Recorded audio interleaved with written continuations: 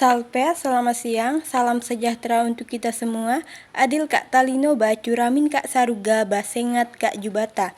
Perkenalkan saya Dea Amanda dari Prodi PKK 1 semester 1 dengan mata kuliah Ilmu Sosial Dasar, Sekolah Tinggi Agama Katolik Negeri Pontianak.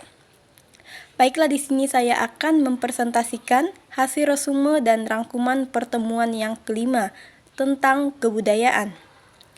Perlu kita ketahui pengertian kebudayaan.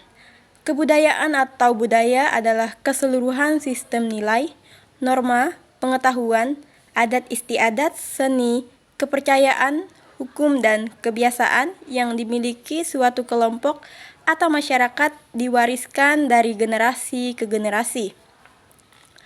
Kebudayaan mencerminkan identitas masyarakat dan membentuk perilaku serta interaksi sosial anggotanya. Unsur-unsur kebudayaan terdiri dari sebagai berikut. Yang pertama, bahasa. Yang kedua, sistem pengetahuan. Yang ketiga, sistem sosial dan organisasi. Yang keempat, peralatan hidup dan teknologi. Yang kelima, sistem mata pencaharian ekonomi. Yang keenam, sistem religi atau kepercayaan. Dan yang ketujuh, kesenian. Yang B, fungsi kebudayaan. Berikut adalah beberapa fungsi dari kebudayaan, yaitu yang pertama, kebudayaan dapat meningkatkan rasa nasionalisme masyarakat yang memiliki budaya tersebut. Yang kedua, kebudayaan dapat menimbulkan rasa toleransi serta rasa empati dari masyarakat. Yang ketiga, masyarakat yang memiliki budaya tersebut akan menghargai satu sama lain. Yang keempat, kebudayaan dapat dijadikan sebagai sebuah sarana untuk dapat menjalin sosialisasi. Dan yang kelima, kebudayaan juga berfungsi sebagai media belajar. Yang C, pembentukan kebudayaan. Pembentukan kebudayaan terdiri dari 4, yaitu internalisasi. Proses di mana individu mengadopsi nilai, norma, dan kepercayaan dari budaya mereka melalui pendidikan, sosial, dan pengalaman sehari-hari.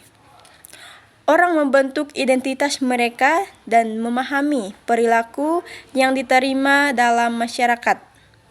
Yang kedua, difusi. Proses penyebaran elemen-elemen kebudayaan dari satu masyarakat ke masyarakat lain. Difusi dapat terjadi melalui perdagangan, migrasi, media, atau interaksi sosial. Yang ketiga, akulturasi. Proses di mana individu atau kelompok dari budaya yang berbeda bertukar dan mengadopsi unsur-unsur budaya satu sama lain. Akulturasi terjadi tanpa menghilangkan budaya asli, melainkan menciptakan suatu bentuk baru yang menggabungkan elemen-elemen dari kedua budaya. Yang keempat, inovasi. Proses penciptaan atau pengenalan ide, praktik, atau objek baru dalam suatu budaya. Inovasi dapat berupa teknologi baru, metode sosial, atau perubahan dalam cara berpikir yang mempengaruhi kehidupan masyarakat.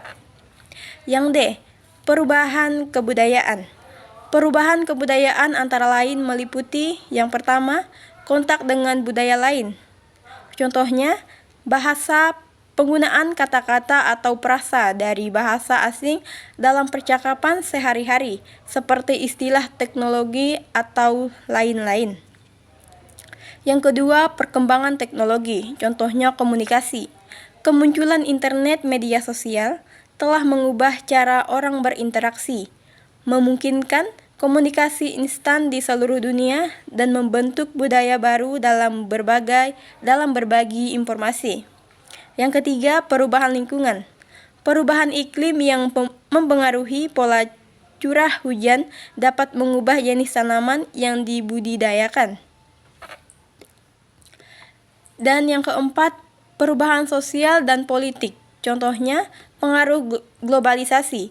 Perubahan dalam politik internasional dapat mempengaruhi kebijakan dalam negeri, mendorong adopsi nilai dan praktik dari budaya lain. Kesimpulannya, kebudayaan adalah keseluruhan cara hidup suatu masyarakat yang mencakup nilai, norma, adat istiadat, seni bahasa, dan pengetahuan yang diwariskan dari generasi ke generasi. Kebudayaan membentuk identitas suatu kelompok, mempengaruhi interaksi sosial, dan menjadi dasar dalam pengembangan sosial dan ekonomi. Dengan demikian, kebudayaan berfungsi sebagai panduan dalam perilaku individu dan kolektif, serta menciptakan keterikatan dan rasa solidaritas di antara anggota masyarakat. Sekian hasil presentasi dari saya. Jika ada kesalahan kata, saya mohon maaf. Selamat siang. Adil Kak Talino, Bacuramin Kak Saruga, Basengat Kak Jubata.